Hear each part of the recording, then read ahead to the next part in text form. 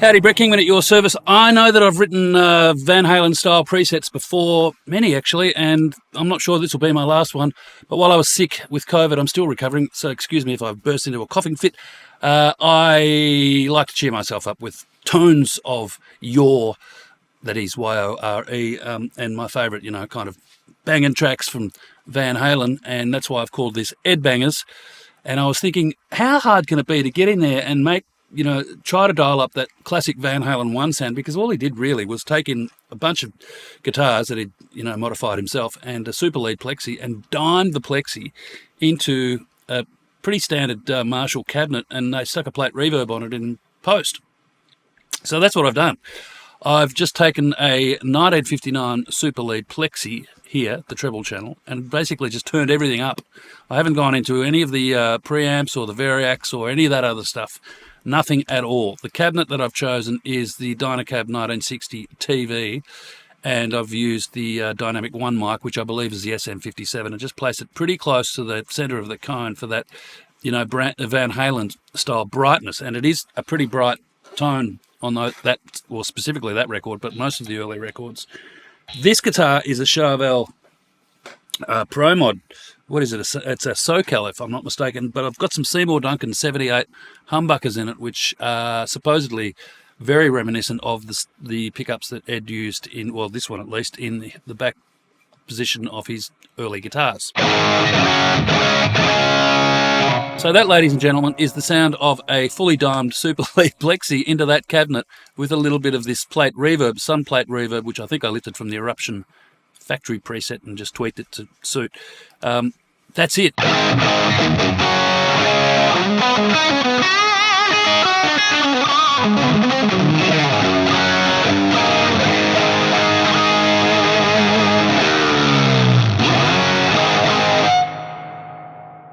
I'd be happy with that.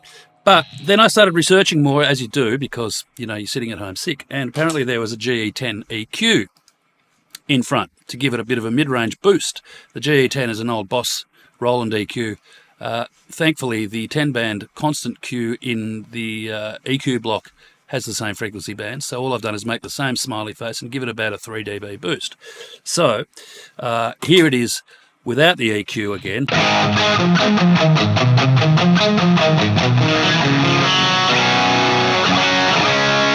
And here it is with the EQ.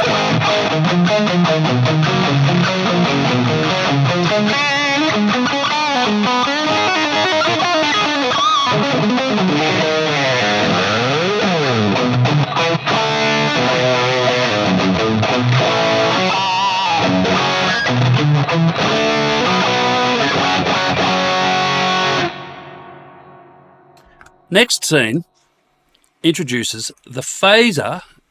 It's a Script 90 phaser with the settings, of about Ed.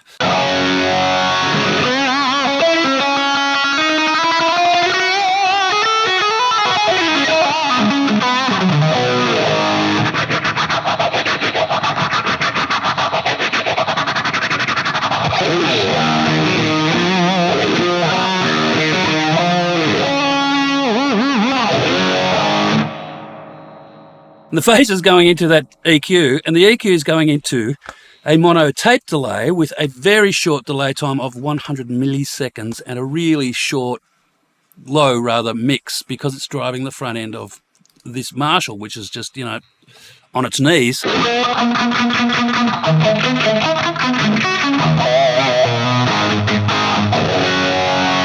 And even that mix at 2.5% is probably pretty high, so if I went back to 1.5%, it's a bit subtler.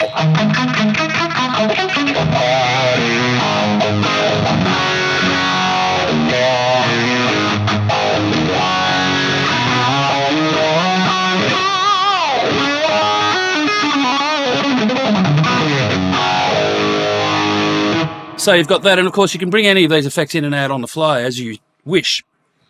There's a flanger in there too, which we'll have a look at in a moment. The third scene is a chorus scene.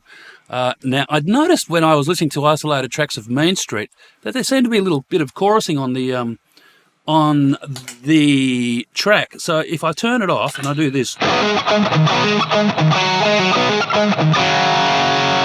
and then I turn it on,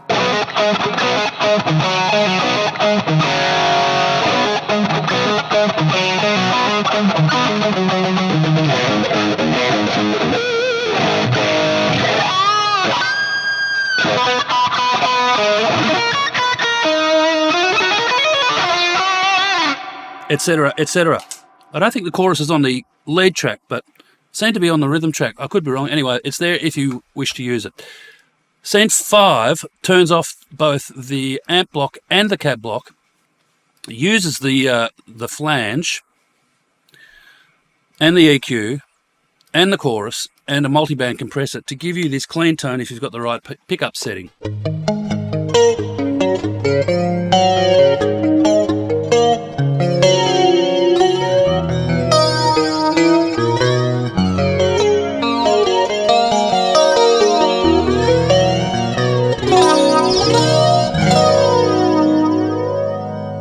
Now, there's a fair bit of top end in there, probably more so than the actual recorded version. So, if you want to turn that off, just turn it off and you'll get...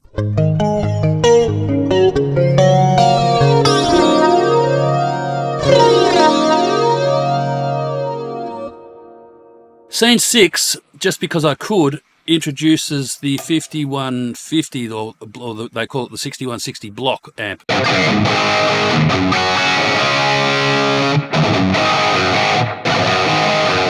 Just for variations between that and, say, the earlier one. Scene 7 is the Stealth, the brand new Stealth Blue, the FAS Stealth Blue, which is Cliff's version of the Stealth. And it is full. It's as full as a fairy's phone book.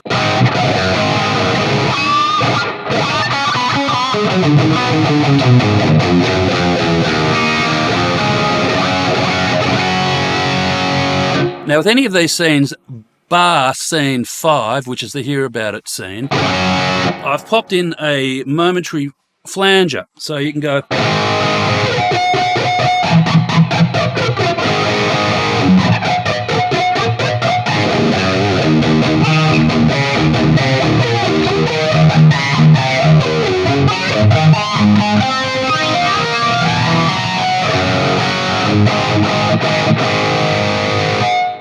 So it's a preset override thing that I've built with a control switch. So, in fact, if we have a look at it here, you'll see it's control switch 1, reverse these, so bypassed and engaged, only on channel A. That means that it'll only work on channel A, which is why channel B has been assigned to the Hear About It thing, because it's on permanently.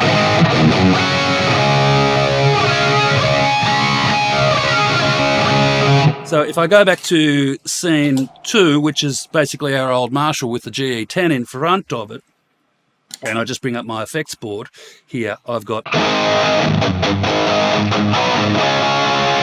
phaser if I want it.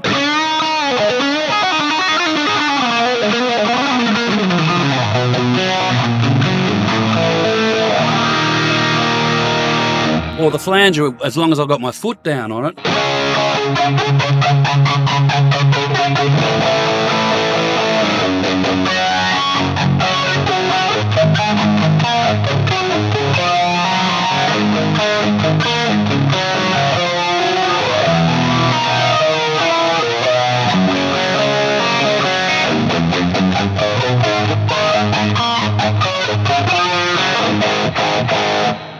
which is a lot of fun.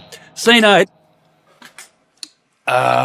is, I've forgotten what it is actually, FAS Stealth with effects. Oh, okay, so I've basically just put the phaser and the delay into there, but I've used a different reverb for the last 3 scenes. I've used the London Plate reverb, which is a little subtler, and that gives it a bit of a fuller sound, I think.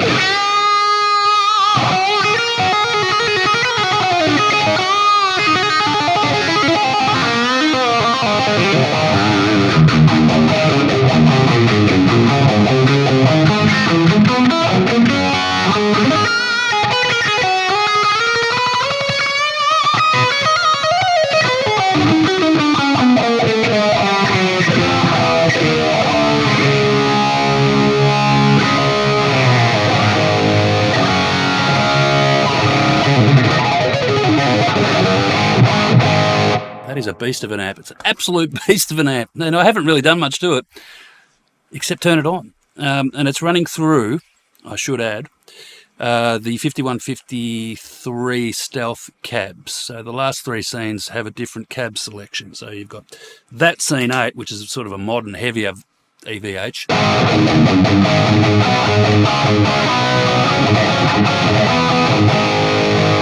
Versus scene 2, which is the earlier one.